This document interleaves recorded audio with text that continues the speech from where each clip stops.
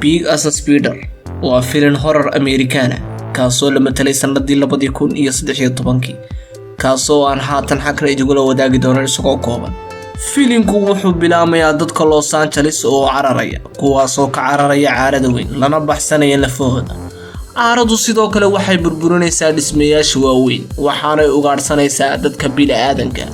Intaa kadib filimku waxa uu dib ugu noqonayaa sheekada ka dambaysa inay caaradu aad u weynaato. Waxaynu aragnaa Allagas oo soo gaadhay guri kaasoo raba inuu ka saaro jiir ku jiray guriga.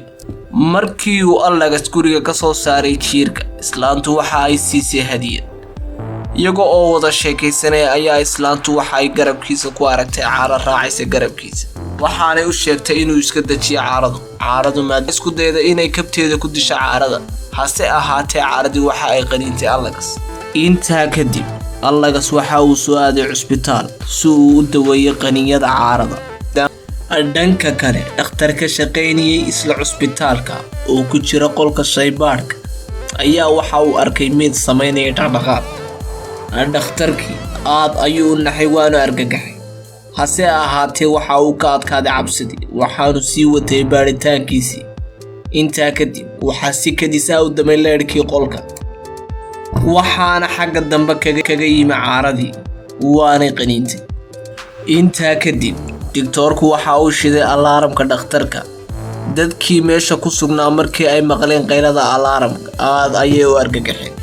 Waxaana uu soo galay dhakhtarkii oo qoortays haya una yimi milkiilihii dhakhtarka una sheegay inay caara qaniintay, hase ahaatee cidna may rumaysan.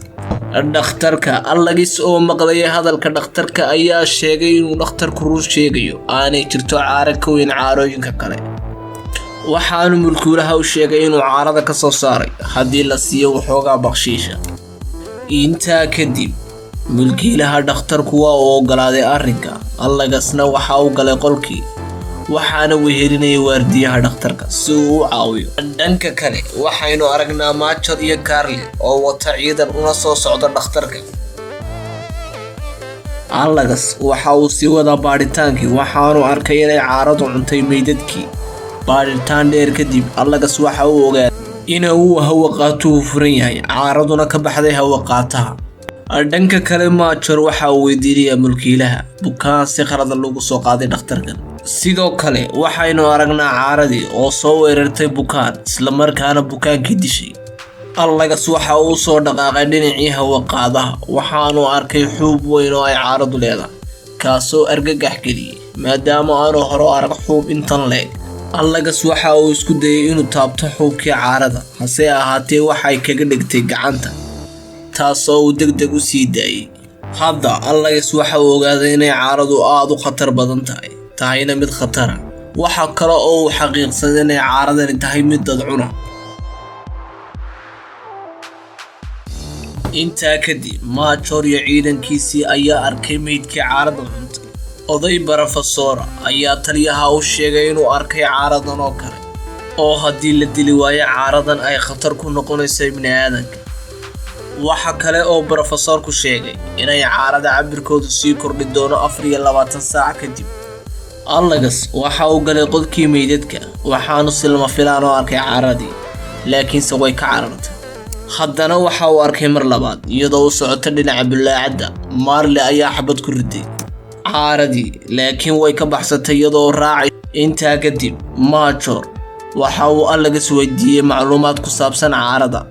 Allagas waxa uu sheegay inay caaradu ka khatar badan tahay caarooyinka kale, kana cabir weyn tahay, kana caqli badan tahay, kana xoog badan tahay caarooyinka kale. Intaa kadib Professorkii iyo ciidamadiisa waxay arkeen muuqaal caaro weyn oo laga baahiyay TV-yada. Professorkii ayaa Machel u sheegay in caaradu gaadhay heerkeedii saddexaad. Intaa kadib Machel waxa uu soo dhacay taleefan waxaana loo sheegay goobta ay caaradu ku sugan tahay.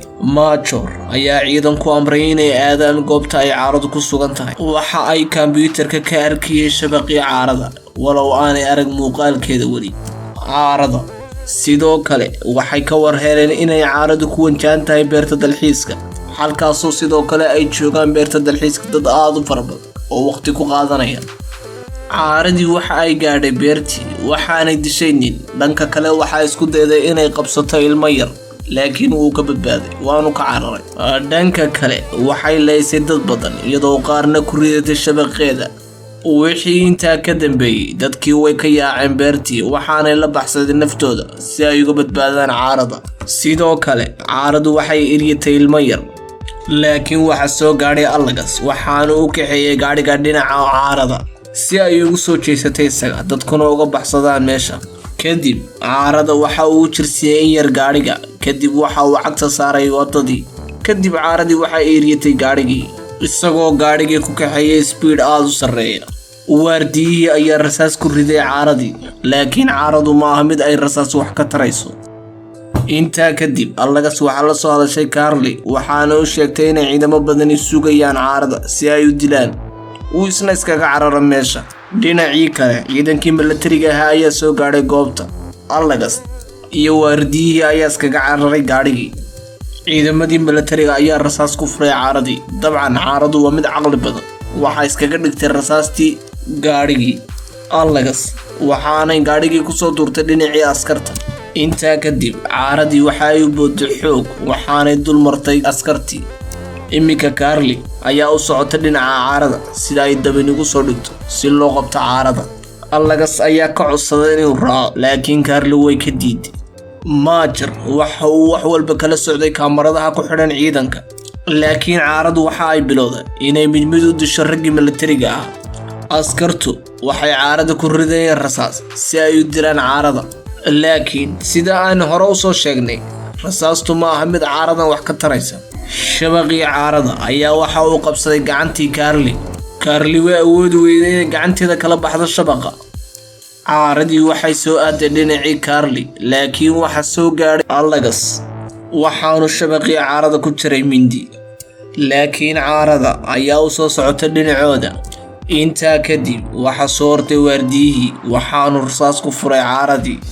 intaa kadib caaradii way yara wareertay, dhammaantoodna way iskaga carareen meeshii. saddexdooduba waxay ka cararayeen caarada, laakiin caaradu waxay qabatay Carly waxaanay ku riday shabaqeedii. Allagas aad ayuu u murugooday maadaama uu badbaadin kari waayay Carly. Allagas intaa kadib waxa uu tagay Major isagoo ka codsanaya inuu sii caawimo si uu soo badbaadiyo Carly, laakiin Major waxa uu sheegay Allagas inaanay Carly noolaan iminka oo ay caaradu dishay mar hore. dhinaca kale Professorka ayaa sheegay caaradu inay gaadhi doonto heerkeedii shanaad.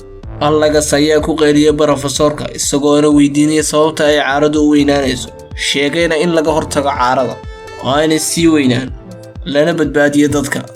Professorka ayaa soo jeediyay in caarada shabaq lagu rido meyd ka mid ah meydadka kadib marka ay caaradu taabato lagala soo noqdo si loo baadho DNA-ga caarada si aynu ogaano hormoonkeeda kordhinka ee ay leedahay. intaa kadib waxaynu awoodnaa inaan adeegsano wax dili karaya caarada. isla waqtiga waxay arkeen war sheegaya inay caaradu soo gashay magaalada ayna burburinayso dhismayaasha magaalada. askartu waxay u adeegsanayaan rasaas caarada, laakiin caaradu waxa ay kortay dhismo aad u dheer.